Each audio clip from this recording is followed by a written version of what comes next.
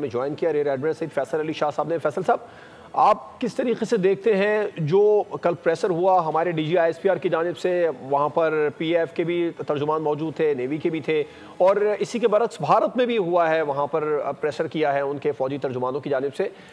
بڑا واضح فرق ہے، ایک تو تصویر جو سامنے آ رہی ہیں، چہرے ہیں وہ پڑھ لیے جاتے ہیں، پھر اچھا جو ایئر مارشل بھارت کے ہیں، ایک بھارتی جو ترجمان وہاں بیٹھے تھے فضائیہ کے، ان سے جب جرنلسٹ نے سوال کیا کہ آپ بتائیں آپ نے پاکستان کے کوئی جیٹس گرائے ہیں، تو انہوں نے اس کو کہا ہاں گرائے ہیں، انہوں نے کہا بتائیں کہاں ہے ملبہ، انہوں نے کہا وہ ہمارے پاس نہیں ہے۔ پھر ان سے یہ سوال کیا گیا کہ آپ کے کوئی طیارے گرے ہیں، جیٹ گرے ہیں، انہوں نے اس کا جواب جو برملا ایک قسم کا اعتراف ہی تھا، انہوں نے کہا بالکل جنگ میں نقصان ہوتا ہے، تسلیم نہیں کیا رافیل کا، لیکن جس طریقے کا ان کا جواب ہے وہ درپردہ تسلیم کرنا ہی ہے۔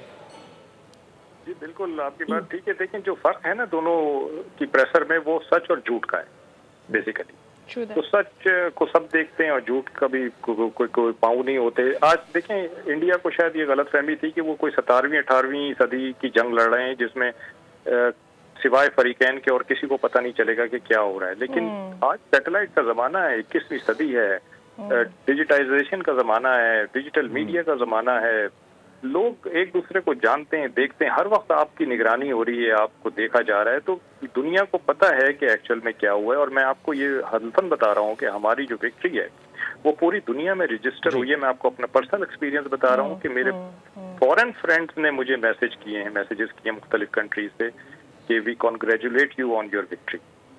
مطلب اس سے پہلے 2019 ہوا، 2016 ہوا، مجھے اس طرح کے میسیجز بالکل ایسے فیصل صاحب کیوں نہ کریں؟ بڑے بڑے عالمی جریدے، دی ٹیلی گراف، دی انٹرسٹ، پھر سی این این کے نک رابرٹسن، یہ سب کہہ رہے ہیں کہ پاکستان نے تو نہیں رابطہ کیا تھا ٹرمپ سے، انڈیا نے کیا تھا کہ ہمیں معافی دلواؤ۔ ہمیں تھوڑا سا کیونکہ ہم پوسٹ کانفلکٹ کے بعد آ گئے ہیں، یہ پوسٹ کانفلکٹ سچویشن ہے، ہمیں اس کانفلکٹ نے بہت ساری چیزوں کو چینج کیا ہے۔ یہ میں کہتا ہوں کہ it is beginning of a new era. یہ انٹرنیشنل پالیٹکس میں ایک نئے دور کا آغاز ہونے جا رہا ہے۔ ری الائنمنٹس اور ری ایڈجسٹمنٹس ہم ایکسپیکٹ کر سکتے ہیں۔ دو کنٹریز جو پاکستان اور انڈیا کے بعد اس کانفلکٹ میں سب سے زیادہ انٹرسٹڈ تھے، وہ میرا اپنا خیال ہے کہ یو ایس اور چائنا تھے کہ اس کانفلکٹ میں سے کیا نکلے گا۔ اور یہ جو یو ایس کی ثالثی ہے بڑی بروقت قسم کی اور بڑی پریشرائز قسم کی، یہ اس لیے ہے کہ وہ انڈیا کو اتنا نہیں گرنے دینا چاہتے تھے کہ جہاں سے وہ کھڑا نہ ہو سکے اور ان کے کام نہ آ سکے۔ تو اس میں انہوں نے انڈیا کو بچایا ہے، انڈیا کی فیور ہوئی۔ اور اب جو ہم سیز فائر کی بات کر رہے ہیں تو بالکل بلا شبہ انڈیا کو سیز فائر کی ضرورت تھی اور ہے، کیونکہ انہوں نے ریکنسٹرکشن کرنی ہے، انہوں نے ری آرگنائزیشن کرنی ہے۔ فورس سے آپ کا تعلق ہے، اب عام عوام جو ہے وہ جاننا چاہتی ہے کہ یہ معاہدے کس طریقے سے ہوتے ہیں۔ آج ملاقات ہوگی، ہمارے میجر کاشف عبداللہ ہیں، وہاں سے بھی راجیو گھائے ہوں گے انڈیا سے جو ان کے ڈی جی ایم او ہیں، یہ بیٹھیں گے، ایک ایگریمنٹ پہ سائن ہو جائے گا، یا اس کے بعد میں بھی وفود کی سطح پر ملاقاتیں ہوں گی باقاعدہ سیز فائر کے لیے؟ نہیں دیکھیے، سیز فائر تو جب ڈی جی ایم اوز کی آپس میں بات ہو جائے گی تو وہ ایک ٹرمز اینڈ کنڈیشنز سیٹ کر لیں گے کہ جی اب ہم نے ایک دوسرے کی طرف سے کوئی ایسی کارروائی نہیں کی جائے گی، تو کمپلیٹ سائلنس کا ایک میسج دونوں طرف سے چلا جائے گا اور ایکسیپٹ کر دیا جائے گا اور سیز فائر ہو جائے گی، اور وہ میسج پھر اپنی اپنی ریسپیکٹو آرم فورسز کو بھیج دیا جائے گا کہ جی ابھی نو مور، ابھی کچھ نہیں کرنا ہے آگے سے۔ لیکن دفاع کا حق دونوں طرف ہوتا ہے کہ اگر ایک طرف اس کو سٹارٹ کرے تو دوسری فورس اس کو دفاع کر سکتی ہے، کیونکہ پھر سیز فائر بریچ ہو جاتی ہے۔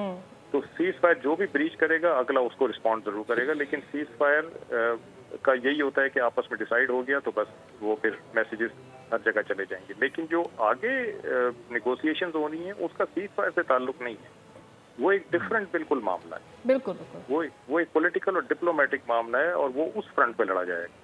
بالکل، یہ بالکل انیشیل صورتحال ہے سیز فائر، اس کے بعد معاملات طے پانے۔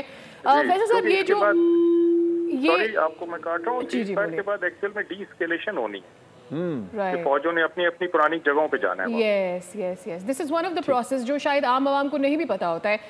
فیصل صاحب، یہ کہ اس وقت جو وار ہوا ہے، مطلب اس نوعیت کی وار ہم نے ابھی دنیا میں اس دور میں اور نہیں دیکھی ہے، یہ ٹیکنالوجیکل وار فیئر تھا، اور دونوں ملکوں کی اگر بات ہم کرتے ہیں تو نمبرز کا بہت ہیوج فرق تھا، ٹیکنالوجیز کا بھی ہیوج فرق ان اے وے یوں تھا کہ جن ملکوں کی ٹیکنالوجی ہم استعمال کر رہے تھے، ایسے میں پاکستان کی اسٹریٹجی کا ایک بہت یوں کہا جائے کہ ہیوج ون ہے جسے دنیا نے مانا ہے، بٹ اس سے کیا پریسیڈنٹ سیٹ ہوا ہے ان دا وارفیئر فیلڈ اور ان دا ملٹری فیلڈ؟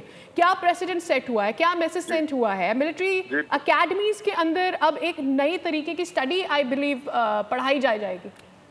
دیکھیے پہلی چیز تو یہ کہ جو اسٹیٹڈ ٹیکنالوجیکل میرٹس تھے نا وہ دونوں طرف سیم تھے، اسٹیٹڈ یعنی کہ جو کہ جن ملکوں کی وہ ٹیکنالوجی دونوں نے یوز کیے ان دونوں نے جو اس ٹیکنالوجی کے بارے میں بتایا ہوا تھا وہ تقریباً پیرامیٹر سیم تھے. تو ہم یہ نہیں کہہ سکتے کہ ٹیکنالوجیکل بہت زیادہ ڈفرینس تھا، پاکستان ٹیکنالوجی میں پیچھے نہیں تھا.